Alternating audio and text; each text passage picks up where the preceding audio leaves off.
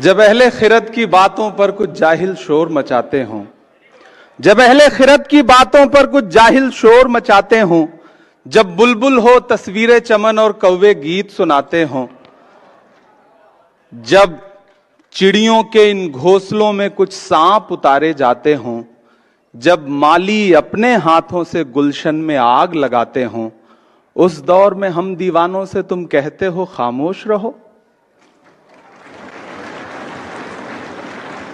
महज कागज के पन्नों पर उकेरी गई कोरी भावनाएं नहीं, बल्कि सच्चाई, नैतिक मूल्यों और मौलिक अधिकारों की बारीकियों पर सैकड़ों बहसों के बाद अंगीकार की गई एक मुकद्दस किताब, भारत का संविधान, जो भारत को एक संप्रभु, समाजवादी, धर्मनिरपेक्ष, लोकतांत्रिक गणराज्य घोषित करता है।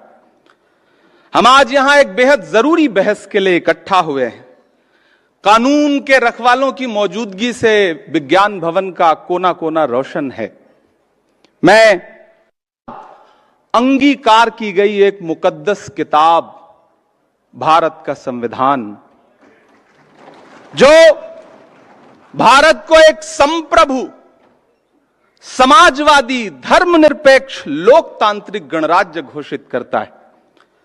हम आज यहां एक बेहद जरूरी बहस के लिए इकट्ठा हुए हैं।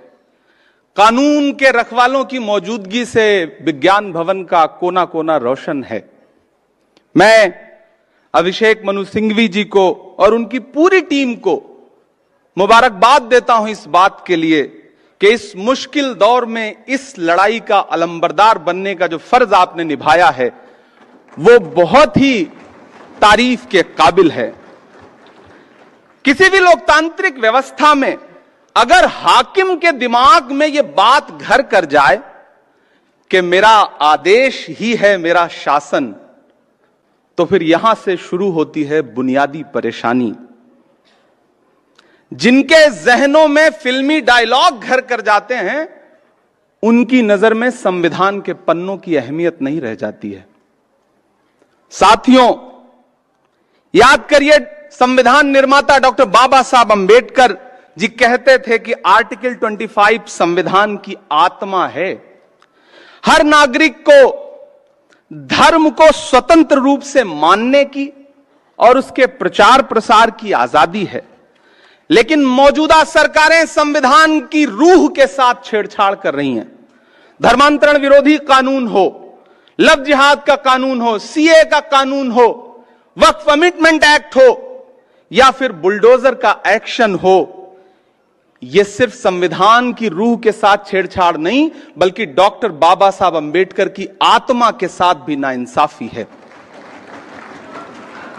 मेरी आंखों के सामने देश के कोने कोने से आए हुए वकील साथी बैठे हैं।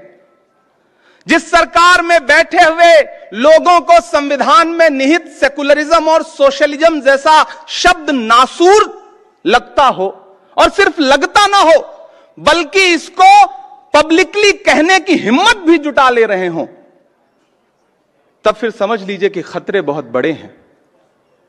साथियों, जब कानून लोगों को डराने का और उनकी आवाजों को कुचलने का हथियार बन जाए और उसमें आपकी पहचान और आपका नाम और आपका धर्म निर्णायक भूमिका निभाने लग जाए, तो समझ लीजिए कि हुकूमतों की मंशा क्या है। मैं अपना उदाहरण दूंगा, कहीं दूर नहीं जाऊंगा और मैं विषय पे बोलूंगा। मुझे गर्व है कि मैं आजादी की दूसरी लड़ाई में राहुल गांधी का सिपाही हूं। मैं उनके साथ चला हूं 4000 किलोमीटर कन्याकुमारी से कश्मीर तक, कंधे से कंधा मिलाकर। लोग मुझसे कहते थे, इमरान साहब आप नेता बाद में हैं, शायर पहले हैं, राहुल जी पैदल चल रहे हैं, शहजादा पैदल चल रहा है। मैंने कहा, शहजादे ऐसे नहीं होते हैं। एक टी शर्ट, एक ट्राउजर, एक जूता पहन के 4000 किलोमीटर लाखों लोगों को गले लगाने वाला शहजादा नहीं होता। हाकिम तो वो होता है जो 10 लाख का सूट पहनता है और 8,500 करोड़ के जहाज में घूमता है। मैं उनका सिपाही हूं। मैं देश की उस संस्था का सदस्य भी हूं जहां कानून बनने बिगड़ने की प्रक्रिया होती है। मैं पिछले दिनों एक सामूहिक शादी में गुजरात गया था, जामनगर। बड़ा अच्छा कार्यक्रम, 51 जोड़ों की सामूहिक शादी। सारे दलों के नेता उस मंच पे मौजूद थे। मैं बच्चों को दुआएं देकर के वापस लौट आया। 4 दिन बाद मेरे साथियों ने उस प्रोग्राम का एक विजुअल था, बरसते हुए फूल थे, बड़ा खूबसूरत सा, उसमें एक कविता लगा करके सोशल मीडिया पे पोस्ट कर दी, मेरे अपने सोशल प्लेटफॉर्म पे। आपको जान के हैरत होगी कि इतनी संगीन धाराओं में मेरे खिलाफ जामनगर की पुलिस ने मुकदमे दर्ज किए कि मुझे लगा कि मैं तो कोई बहुत बड़ा अपराधी हूं। हमने हाईकोर्ट का दरवाजा खटखटाया। 55 मिनट बहस सुनने के बाद हाईकोर्ट अहमदाबाद के माननीय न्यायमूर्ति जी ने कहा कि इसमें तो सिंहासन के खिलाफ कुछ कहा गया है, इसलिए पिटीशन खारिज। हमें माननीय सुप्रीम कोर्ट की चौखट पे आना पड़ा और धन्यवाद कि इमरान प्रताप गढ़ी बनाम गुजरात सरकार के केस में माननीय उच्चतम न्यायालय ने जो फैसला दिया है वो एक नजीर बनेगा। मैं माननीय उच्चतम न्यायालय का आभार प्रकट करता हूं। साथियों, माननीय उच्चतम न्यायालय ने एसआर बोम्मई भारत बनाम भारत सरकार के आदेश में भी ये कहा था कि धर्मनिरपेक्षता संविधान की मूल संरचना में निहित है, उसे बदला नहीं जा सकता। अब जब पुलिस थाने टॉर्चर चैंबर में बदल चुके हों, मैं बहुत जरूरी बात कह रहा हूं, अब जब पुलिस थाने टॉर्चर चैंबर में बदल चुके हों, जब पुलिस मशीनरी अपने आकाओं के लिए पर्सनल आर्मी की तरह व्यवहार कर रही हो, जब पुलिस एनकाउंटर मेडल हासिल करने का जरिया बन चुका हो, जब राज्य सरकारें लोगों के आशियाने उजाड़ करके अपना वोट एकजुट करने के प्रयासों में लगी हों,